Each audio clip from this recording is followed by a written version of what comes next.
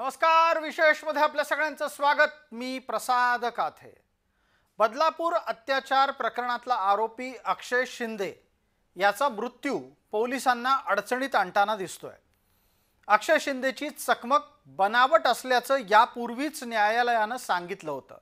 आता त्यासाठी पोलिसांवर गुन्हा दाखल करण्याचे आदेश मुंबई उच्च न्यायालयानं दिले आहेत. त्यामुळे राज्य सरकारबाबत प्रश्न उपस्थित झाले आहेत.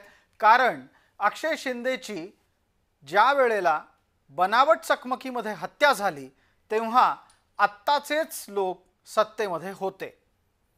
विरोधकांना गृह विभागावर दोषारोप करण्याची आयती संधी मिळालेली आहे. मात्र या सगळ्यात कळीचा मुद्दा हा सुद्धा आहे की अशा प्रकरणात पोलिसांनी नक्की करायचं तरी काय. बदलापूरच्या अक्षय शिंदे चकमकीच्या नंतर एक पोस्टर बऱ्यापैकी चर्चेत आलं होतं. हे पोस्टर राज्यात अनेक ठिकाणी लागलेलं दिसलं. विशेष म्हणजे या पोस्टरच्या खाली तशी पोस्टर लावणारा कोण याचं नाव मात्र लिहिलेलं नव्हतं. अर्थात त्यात हातात बंदूक घेतलेले देवेंद्र फडणवीस दिसत होते आणि बदलापूर या शब्दाला थोडंसं बदलून बदलापुरा असं लिहिलं गेलं होतं. त्यातून मिळणारा संकेत पुरेसा होता. तो म्हणजे अक्षय शिंदे याला द्यायची ती शिक्षा दिली गेली आहे. अर्थात राज्य सरकारनं या पोस्टरचं समर्थन कधीही केलं नाही. पण विधानसभा 2024च्या निवडणुकीच्या ऐन आधी बदलापूरची चकमक झाली. त्यात अक्षय शिंदे ठार झाला आणि अशी पोस्टर झळकली. त्यामुळे व्हायचा तो स्वाभाविक परिणाम घडून आलाच. मात्र ही चकमक घडवून आणायला सांगितली होती का असा सवाल आता वकील विचारतायत.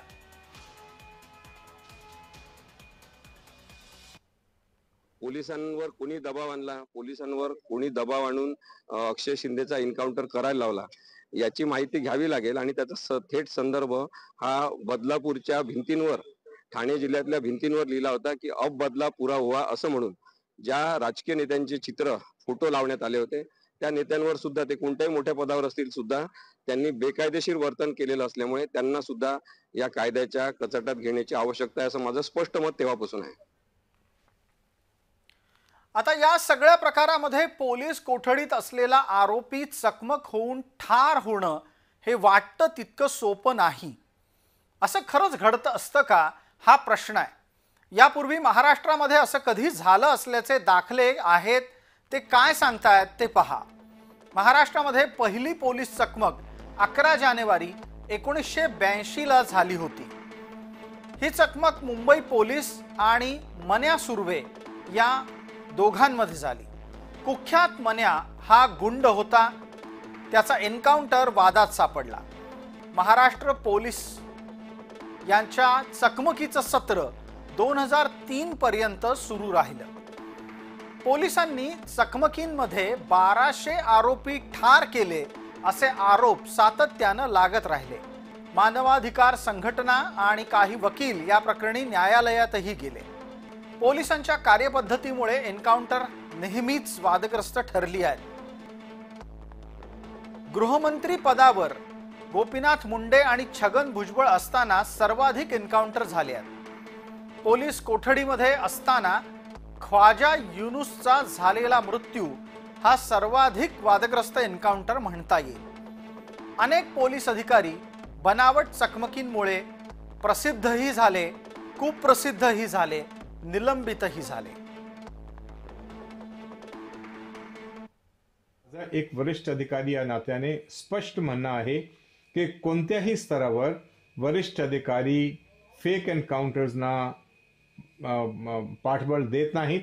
आणि अशा काही केसेस झाल्या तर संबंधित अधिकारी कर्मचाऱ्यांना स्पष्ट सांगितलं जातो की या केसमध्ये असा काही गैरव्यवहार घडला तर त्याचे जे परिणाम आहे ते त्यांना स्वतः भोगावे लागतील. आणि लोक सस्पेंड होतात, नंतर काही केसेसमध्ये डिसमिस होतात, त्यांना कोर्टाकडून शिक्षा दिली जाते. म्हणजे सर्व स्तरावर त्यांना मार पडते. म्हणून आता अधिकारी सुद्धा फार हुशार झालेले आहेत आणि ते प्रयत्न करतात की त्यांच्या हातून कोणताही असा गुन्हा घडू नये ज्याला आपण एक एक्स्ट्रा ज्युडिशियल किलिंग या सदराखाली मोडू शकतो. दक्षिण भारतातल्या तेलंगणमध्ये महिला अत्याचार प्रकरणी एका आरोपीला एन्काउंटरमध्ये ठार करण्यात आलं. अतिक अहमदची हत्या सुद्धा कॅमेऱ्याच्या समोर झाली आणि त्या वेळेला तिथल्या राज्यकर्त्यांनी या सगळ्या प्रकरणातून अपेक्षित असलेले राजकीय लाभ जरूर घेतले. अक्षय शिंदे बलात्कार प्रकरणामध्ये पोलीस कोठडी झाली होती. अशा वेळेला नक्की पोलीस कोठडीतल्या अक्षय शिंदे बरोबर काय झालं ते पहा. अक्षय शिंदेला बलात्कार प्रकरणात पोलीस कोठडी झाली असताना त्याला एका ठिकाणाहून दुसऱ्या ठिकाणी नेलं जात होतं. तळोजा कारागृहातून अक्षय शिंदेला घेऊन जात असताना अचानक चकमक घडली. आरोपी अक्षयनं आपली रिव्हॉल्वर हिसकावली असा दावा पोलिसांनी केला. अक्षयनं पोलीस पथकावर गोळीबार केला असंही न्यायालयात पोलिसांनी सांगितलंय. पोलिसांना प्रत्युत्तरादाखल गोळीबार करावा लागला असं म्हटल्यानंतर पोलिसांच्या गोळीबारात अक्षय शिंदे ठार झाल्याचं सांगितलं गेलं. या चकमकीच्या तपासामध्ये अनेक दोष पुढे सिद्ध झाले आणि न्यायालयानं चकमक बनावट ठरवली. अक्षय शिंदे बनावट चकमक प्रकरणामध्ये कोणत्या पोलिसांवर कारवाईची तलवार टांगतीये ते पहा. यात पोलीस निरीक्षक संजय शिंदे, सहाय्यक पोलीस निरीक्षक निलेश मोरे, पोलीस हवालदार अभिजित मोरे, पोलीस हवालदार हरीश तावडे ही ती 4 मंडळी आहेत ज्यांच्यावर कारवाई होणं अपेक्षित आहे. या पोलिसांवर गुन्हा दाखल करा असं न्यायालयानं सांगितलंय.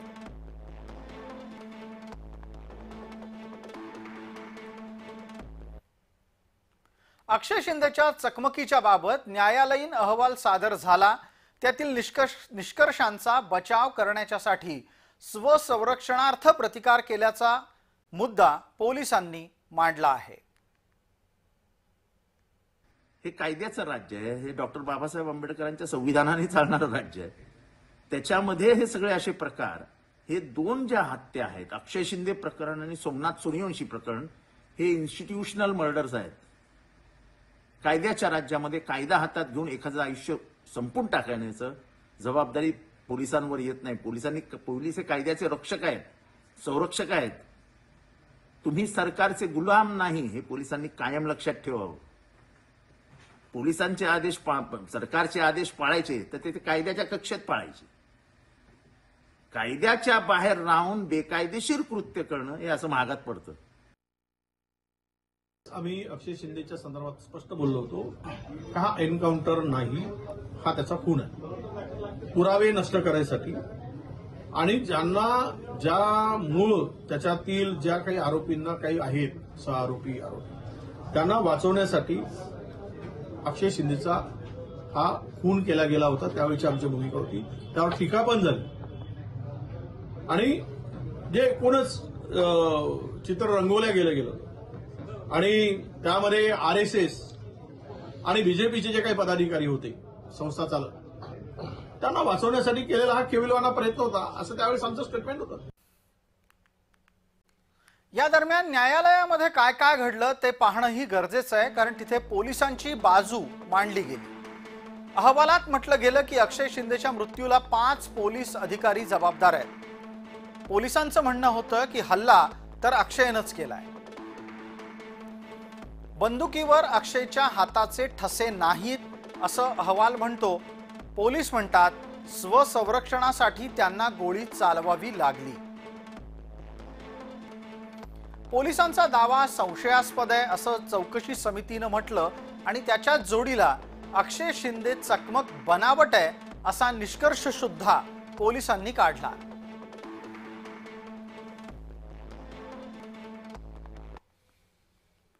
चिमुरडीवर अत्याचार करणाऱ्या अक्षय शिंदेच्या चकमकीबाबत पोलीस दोषी ठरले असं समोर येताच विरोधकांच्या तीव्र प्रतिक्रिया आल्या आहेत. विरोधकांनी पोलिसांनी केलेला बचाव हा विरोधकांना मान्य नाही. अक्षय शिंदेचा एन्काउंटर हा फेक आहे आणि पोलिसांच्या संगनमताने राजकीय लोकांनी घडवून आणलेली ती हत्या आहे. कोणत्याही घटनेमध्ये कोणी व्यक्ती जर दोषी असेल तर त्याच्यावर कारवाई झालीच पाहिजे. राज्याचे गृहमंत्री आदरणीय देवेंद्रजी फडणवीस यांची भूमिका ही सातत्याने मांडतात. आता इथेच विरोधकांच्या भूमिकेतला विरोधाभास समोर आलाय. विरोधकांनी बदलापूर अत्याचार प्रकरण घडल्याच्या नंतर काय मागण्या केल्या होत्या त्या लक्षात घ्यायला लागतील. आणि ही सगळी मंडळी आता मात्र वेगळं बोलायला लागली आहे. विरोधकांची पहिली मागणी होती की अक्षयला तातडीनं फाशी द्या. प्रत्यक्षात बलात्कार प्रकरणातल्या आरोपीला अशी तातडीनं आणि त्यात सुद्धा भर चौकात फाशी द्या म्हटल्यावर फाशी भारतात देता येत नाही. फाशीच्या संदर्भातली भारतातली प्रक्रिया अत्यंत गुंतागुंतीची आहे आणि त्यात सुद्धा भर चौकात फाशी देण्याची मुसलमान देशांमधली परंपरा भारतात नाहीये हे महत्वाचं. अक्षय शिंदेचं गुप्तांग छाटून टाका इतकी तीव्र स्वरूपातली प्रतिक्रिया सुद्धा देण्यात आली होती. विरोधकांची ती मागणी होती. पण आता अक्षय शिंदेची चकमक बनावट ठरली आणि विरोधकांच्या भूमिकेचा नूरच बदलला आहे.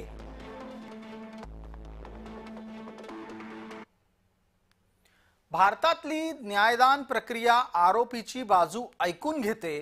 त्यामुळे राजकारणाच्या साठी विरोधकांनी घेतलेल्या भूमिकेतला विरोधाभास हा गृहराज्यमंत्री योगेश कदम यांनी उघडकीस आणलाय. अक्षय शिंदेला भर चौकामध्ये फाशी द्या असे म्हणणारे संजय राऊत आता अक्षय शिंदेची बाजू घेत आहेत का? किंवा त्यांना इतकं मोठं दुःख झालं का की ज्या नराधमाने इतक्या घृण परिस्थितीमध्ये त्या बालिकेवर त्यांनी जे काही अत्याचार केले, अशा अक्षय शिंदेच्या बाजूने जर का संजय राऊत बोलत असतील तर त्यांना या छत्रपती शिवाजी महाराजांच्या महाराष्ट्रामध्ये राहायचा त्यांना अधिकार देखील नाही. सोमवारी अक्षय शिंदेच्या चकमकीच्या बाबत न्यायालयामध्ये सुनावणी झाली आणि त्या सुनावणीमध्ये जो अहवाल समोर आला त्यामुळेच या चकमकीवर भलं मोठं प्रश्नचिन्ह उपस्थित राहिलं. अहवालात म्हटलं गेलं की या चकमकीला पोलीसच जबाबदार आहेत. आत्मसंरक्षणासाठी पोलिसांनी केलेली गोळीबारी ही संशयास्पद आहे. 5ही पोलिसांवर गुन्हा दाखल करा आणि कारवाई करा अशी मागणी सुद्धा करण्यात आली होती, जी अहवालात मान्य करण्यात आली. फॉरेन्सिक अहवालाच्या नुसार बंदुकीवर अपेक्षित द्रव सापडलं नाही. राजकारणाच्या साठी ही बनावट चकमक करण्यात आली असं अहवालात म्हटलं गेलं आहे. अक्षय शिंदेच्या हातावर गनशॉट रेसिड्यू दिसलेत ना, त्याच्या हातात जी बेडी बांधलेली आहे त्याच्यात पण गनशॉट रेसिड्यू दिसलेले नाहीयेत.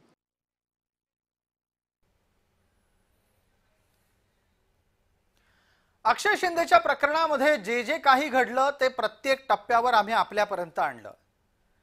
या प्रकरणामध्ये आताच्या घडीला पोलीस हा सगळ्यात जास्त संवेदनशील मुद्दा बनलेला आहे आणि पोलिसांचं वर्तन हे सुद्धा प्रश्नचिन्हांकित आहे. या निमित्तानं भविष्यात राज्य सरकारला न्यायालयाच्या निर्देशाच्या विरोधामध्ये अपील करण्याचा अधिकार आहे. आता सरकार पोलिसांना वाचवतं की पोलिसांना आहे त्या प्रक्रियेला सामोरं जायला लावतं याकडे सगळ्यांचंच लक्ष असेल. विशेषतः या भागात तुर्तास इतकंच. आपण पाहत रहा फक्त जय महाराष्ट्र.